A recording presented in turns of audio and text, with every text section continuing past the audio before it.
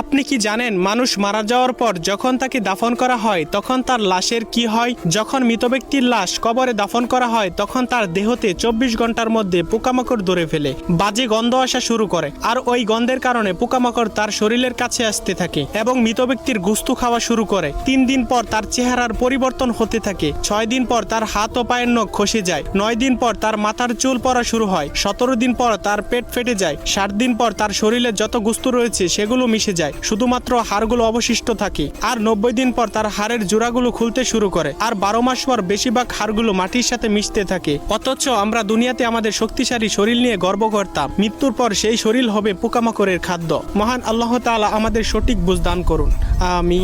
মৃত্যুর 40 দিন পূর্বে মানুষ 3টি স্বপ্ন বারবার দেখে থাকে। যে 3টি স্বপ্ন দেখলে বুঝবেন আপনার মৃত্যু অতি নিকটে। মৃত্যুর পূর্বে 3টি স্বপ্ন দেখলে আমাদের মৃত্যুর জন্য সতর্ক হতে বলেছেন এবং মৃত্যুর জন্য প্রস্তুতি গ্রহণ করতে বলেছেন। আমরা স্বপ্নের ব্যাখ্যা জানি না বিদায় এই স্বপ্নগুলো দেখে সতর্ক হই না, বরং অবহেলা করি।